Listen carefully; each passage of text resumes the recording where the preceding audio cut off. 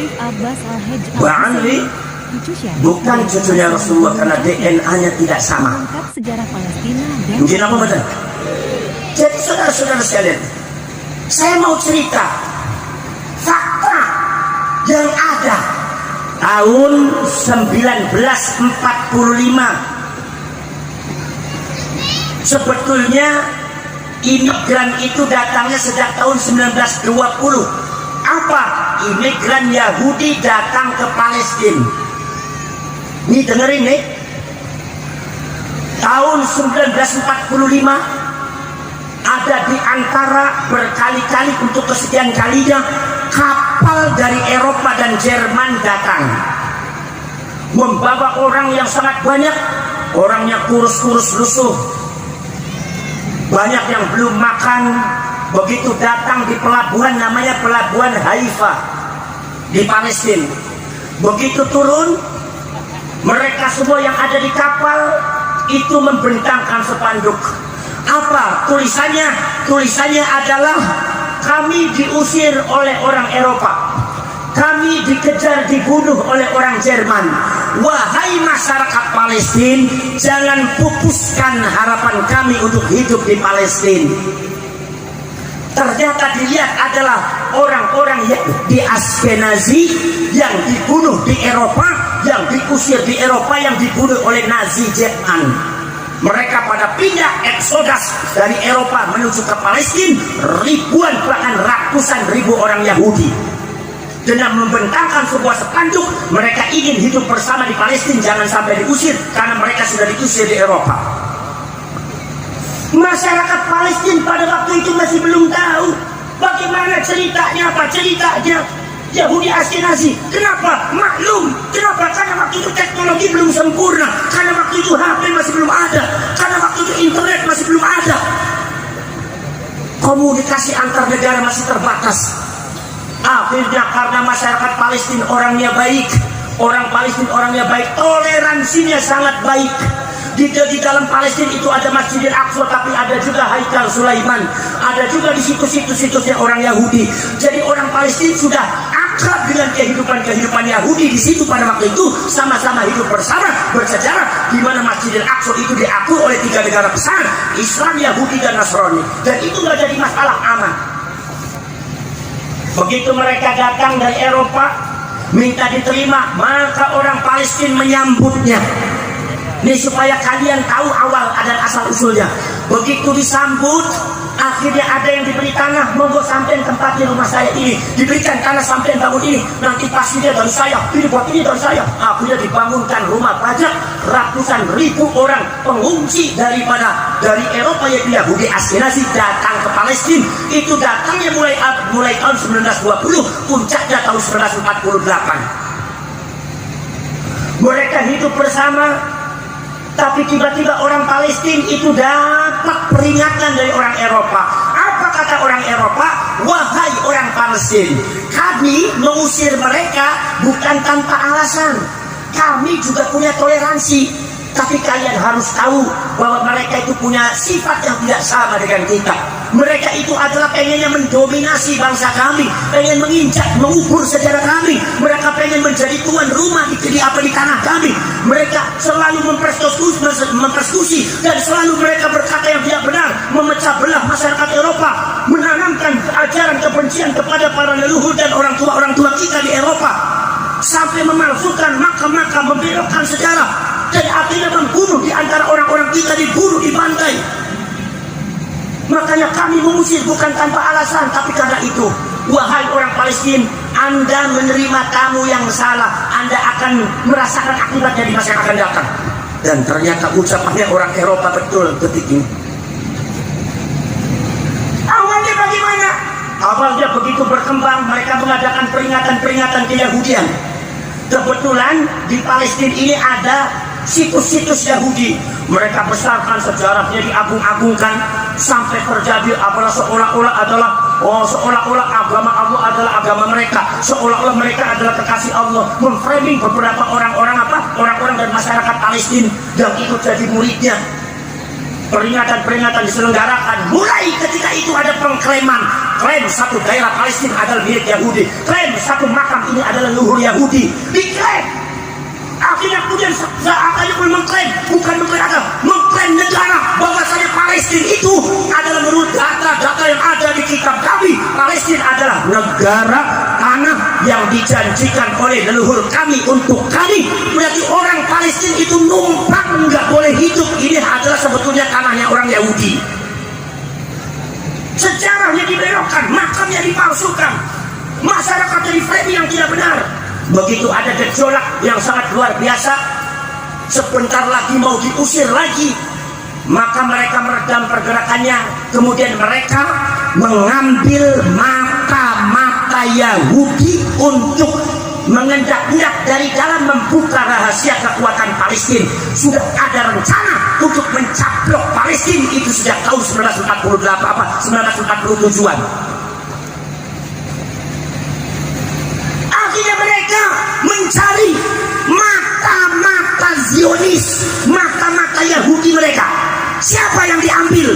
Yang diambil adalah seorang yang bernama Syekh Fadil Abdullah, seorang Yahudi yang berasal dari Hadramaut, Yaman. Di Yaman, di Hadramaut itu banyak orang Yahudi yang mengaku cucunya Rasulullah. Syekh Fadil Abdullah kebetulan dia agamanya Islam, tapi genetikanya genetika Yahudi.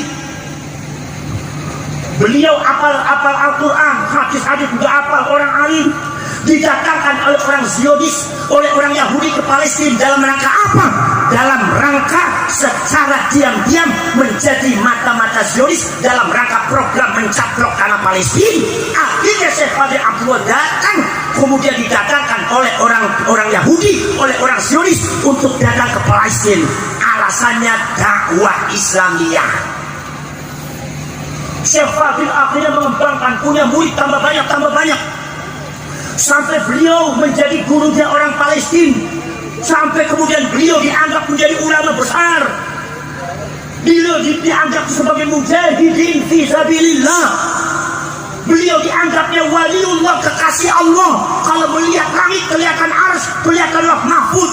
Beliau itu adalah pemegang kunci surganya Allah. Didoktrin semacam itu oleh orang Yahudi. Syekh Fadil adalah orang yang sangat besar dan istimewa. Masyarakat Palestina buka semua akhirnya koridor. Sementara mereka di belakang merayak semakin pasti. Akhirnya saudara-saudara sekalian, sampai Syekh Fadil Abdullah itu diangkat oleh orang Palestina jadi imam besar Masjidil Aqsa. Bayangkan, muhibbinya ribuan. Begitu salah satu tingkah polanya agak dicurigai oleh militer dan intelijen Mesir bahwa Syekh Fadil itu adalah mata-mata Zionis. Syekh Fadil pinter menutup semuanya, dibuang semuanya. Syekh Fadil kembali kepada pesantren seolah-olah dia jadi orang adalah ulama besar Palestina. Kalau ceramah bicaranya nasionalisme, mari kita bela Palestina. Itu yang namanya orang Yahudi kita usir, musuh Allah kita usir, kita doakan mujahidin fi sabilillah. Begitu ceramahnya sangat luar biasa, memukau, mensihir masyarakat Mesir dari dari barat sampai ke timur, dari utara sampai selatan, tersihir sehingga mereka buta, tidak mengerti kalau seorang Syekh Fadil Abdullah adalah orang yang paling berbahaya di Palestina dan satu-satunya orang yang paling berjasa dalam menjatuhkan Palestina sampai membuat masyarakat Palestina menderita sampai detik ini. Subhanallah. Begitu di frame seperti itu, tertutuplah itu fitnah itu, tertutuplah itu.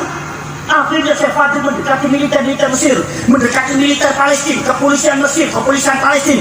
Malah pada tahap selanjutnya Syekh Fadil Abdullah dianggap jadi guru besarnya militer Mesir, guru besarnya polisi Mesir, guru besarnya militer Palestina, dan termasuk juga guru besarnya polisi Palestina. Sampai tingkat militer, polisinya, pemerintahnya tidak ngeh kalau beliau itu mata-mata Yahudi. Dari tahun 48 dari tahun 46, saudara-saudara sekalian, masuk ke Palestina sampai tahun 84, lebih dari 42 tahun Syekh Fadil Abdullah menyamar jadi ulama kiai yang ada di Palestina sampai Palestina jatuh di tangan Yahudi, menderita sampai detik ini. 42 tahun jadi mata-mata Yahudi nggak ketahuan. Jadi kalau atas nama agama, ini adalah bisa membutakan orang. Hati-hati kalau ada seseorang yang memframing, ada orang-orang yang ingin mendoktrin kalian atas nama agama, kalian bisa buta. Kalian harus banyak bergaul dengan para ulama, para kiai. Saudara-saudara sekalian, akhirnya kemudian apa? Kemudian rahasia Palestina itu, kekuatan Palestina akhirnya dibongkar semua, diberikan kepada Zionis Israel. Akhirnya Israel itu dari dalam sudah mulai menguasai ekonomi, sudah mulai lahan-lahan ekonomi, termasuk pertahanan, termasuk biologi, termasuk politik, sudah dikuasai semua.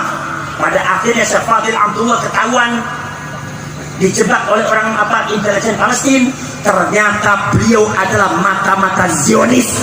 Begitu diumumkan oleh Palestina, masyarakat Palestina dan Mesir, oleh militer dan intelijen Mesir dan Palestina, bahwa Syekh Fadil Abdullah itu adalah mata-mata Yahudi yang berbahaya bagi kalian. Itu muhibinnya marah semua, perang di situ. Akhirnya sedikit demi sedikit diberikan pencerahan, bukti-bukti nyatanya ditunjukkan oleh pemerintah Palestina, bukti-bukti nyatanya ditunjukkan oleh para intelijen Mesir. Masyarakat semakin tercerahkan. Akhirnya Syekh Fadil Abdullah ditangkap, akhirnya kemudian diusul dihukum gantung mati. Tapi Palestina sudah terlambat, rahasianya sudah terbongkar. Pos-pos yang penting dan strategis, ekonomi, militer, kepolisian, sampai pos-pos yang sangat penting termasuk sosial keagamaan sudah dikuasai oleh orang-orang Zionis. Dan pada gilirannya bekerja sama dengan Inggris, bersihkan sama Amerika, akhirnya mencaplok Palestina, masyarakatnya diusir. Dan pada akhirnya sampai detik ini orang Palestina hidupnya menderita. Ini fakta sejarah yang tidak bisa dibantah dengan akal dan logika, tidak bisa dibantah dengan ilmu. Makanya kita harus hati-hati, saudara-saudara sekalian. Lah, apa yang terjadi di Palestina tahun 46-48 itu persis terjadi di Indonesia, di Lampung. Klaim sejarah sudah dilakukan oleh oknum Ba'alwi, klaim makam sudah dilakukan oleh oknum Ba'alwi. Ribuan makam atas nama Ba'alwi. Ada makam ini Habib ini bin Yahya, Habib ini bin As-Segaf, Habib ini bin Al-Munawwar. Seantero Indonesia dari mulai Jawa sampai Kalimantan, Sumatera, itu makamnya leluhur Indonesia dihabibkan semua. Itu omong kosong, kalau tidak ada tujuan omong kosong. Apalagi genetika mereka sama dengan Zionis, apa? Yaitu genetika Yahudi Askenazi, genetikanya sama, modus operandinya sama. Kalau kita traitor, jangan-jangan di masa yang akan datang anak cucu kita akan seperti nasibnya sama dengan Palestina. Na'udzubillah min dzalik. Maka sekarang kita bangkitkan melalui perjuangan Wali Songo Indonesia dan Laskar Sabillah, bangkitkan masyarakat Indonesia, melekatkan masyarakat Indonesia, bangunkan masyarakat Indonesia dari tidurnya yang sangat lama, lebih daripada ratusan tahun, dibuai, didoktrin dengan doktrin yang tidak benar. Maka Laskar Sabillah harus tampil sebagai pahlawan untuk menyelamatkan bangsa Indonesia. Jangan sampai anak cucu kita bernasib sama dengan Palestina. Na'udzubillah min. Jadi sekarang nanti kita kerjasama dengan apa? Kita kerjasama dengan Densus 88, kita kerjasama dengan pemerintah, kita kerjasama dengan Pak Dandim dan Panglima TNI, kita kerjasama dengan pemerintah, kita kerjasama nanti dengan staf-staf kepresiden atau presiden, dengan pemerintah pusat, kita kerjasama dengan kepolisian, kita kerjasama dengan BIN, kita kerjasama dengan yang lainnya, seluruh komponen yang ada di Indonesia. Kita tidak bisa bekerja sendiri, kita tidak bisa menjadi pahlawan sendiri, tapi kita harus mengaitkan seluruh komponen kekuatan rakyat Indonesia untuk menghentikan doktrin-doktrin yang tidak benar yang dilakukan oleh orang-orang Wahabi, yang dilakukan oleh orang-orang Ba'ali. Segera harus dihentikan karena ini berbahaya bagi bangsa Indonesia. Siap nama betul. Bismillahirrahmanirrahim. Alhamdulillahirabbil alamin. Hamdan syakirin, hamdan na'imin, hamdan yuwafi ni'amahu wa yukafi mazidah. Rabbana wa lakal hamdu kama yanbaghi li jalali wajhikal karim wa 'azimi sultanik. Allahumma salli salatan kamilah wa sallim salaman tamman ala sayyidina Muhammadin alladhi tanhallu bil 'uqad wa tanfariju bil qurab wa tuqwa bihi al hawaij wa tunalu bihi al raghaib wa husnul khawatim istaqal ghamam wajhil karim ala alihi wa sahbihi fi kulli lamhatin wa nafasin bi'adadi kulli ma'lumin lak. Allahumma arina al haqqa haqqan warzuqna ittiba'ah wa arina al batila batilan warzuqna istinabah. Allahumma inna nas'aluka ridhaka wal jannah wa na'udzu bika min sakhatika wan nar wa na'udzu bika min sakhatika wan nar wa na'udzu bika min sakhatika wan nar. Allahumma ahsin 'aqibatana fil umuri kulliha wa ajirna min khizyid dunya wa 'adzabil akhirah. Allahumma la tusallit 'alaina bi dhunubina man la yakhafuka wa la yarhamuna. Allahumma innaka 'afuwwun karim tuhibbul 'afwa fa'fu 'anna ya karim. Allahumma ij'al khayra ayyamina yawma nalqaq wa anta radin 'anna واختم بالصالحات أعمالنا واحشرنا مع المقربين وألحقنا بالصالحين وتوفنا مسلمين واغفر لنا ولوالدينا ولجميع المسلمين والمسلمات والمؤمنين والمؤمنات.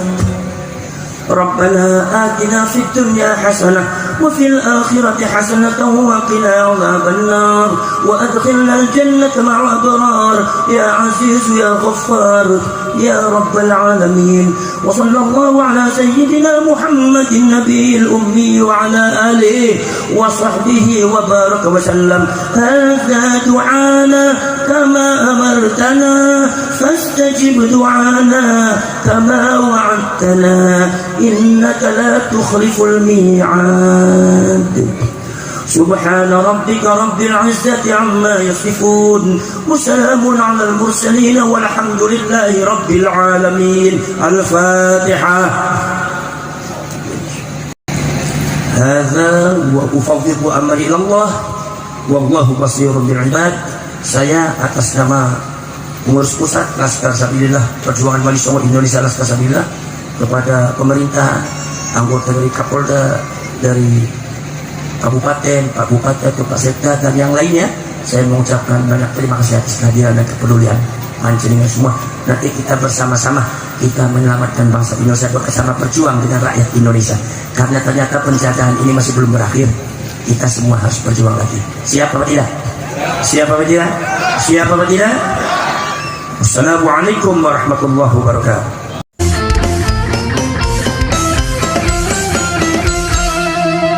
Jadikanlah hidup lebih berarti, jadikanlah Laskar sang pemberani, membela ulama kiai pribumi, Wali Songo pewaris negeri. Gelora jiwa ini tak tertandingi, jangan coba-coba mengganggu negeri. Ulama kami terhina, kami pun tak terima, siap jihad jadi semboyan kita.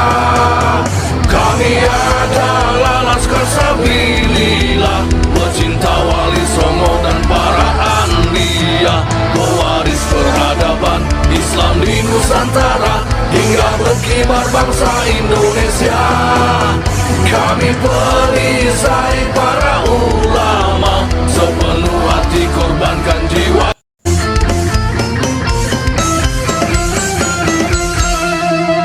Jadikanlah hidup lebih berarti, jadikanlah Laskar sang pemberani, membela ulama kiai pribumi, Wali Songo pewaris negeri. Gelora jiwa ini tak tertandingi, jangan coba-coba mengganggu negeri. Ulama kami terhina, kami pun tak terima, siap jihad jadi semboyan kita. Kami adalah Laskar Sabilillah, pecinta Wali Songo dan para anbiya, pewaris peradaban Islam di Nusantara hingga berkibar bangsa Indonesia. Kami perisai para ulama, sepenuh hati korbankan jiwa.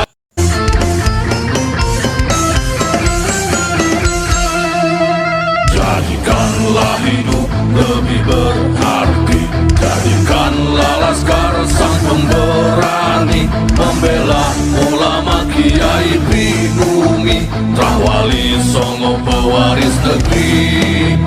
Gelora jiwa ini tak tertandingi, jangan coba-coba mengganggu negeri. Ulama kami terhina, kami pun tak terima, siap jihad jadi semboyan kita. Kami adalah Laskar Sabilillah, pecinta Wali Songo dan para anbiya, pewaris peradaban.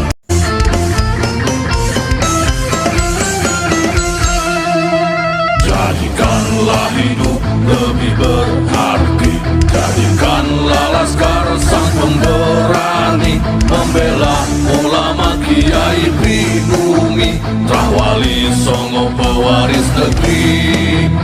Gelora jiwa ini tak tertandingi, jangan coba-coba mengganggu negeri. Ulama kami terhina, kami pun tak terima, siap jihad jadi semboyan kita. Kami adalah Laskar Sabilillah, pecinta Wali Songo dan para anbiya, pewaris peradaban Islam di Nusantara hingga berkibar bangsa Indonesia. Kami perisai para ulama, sepenuh hati korbankan jiwa.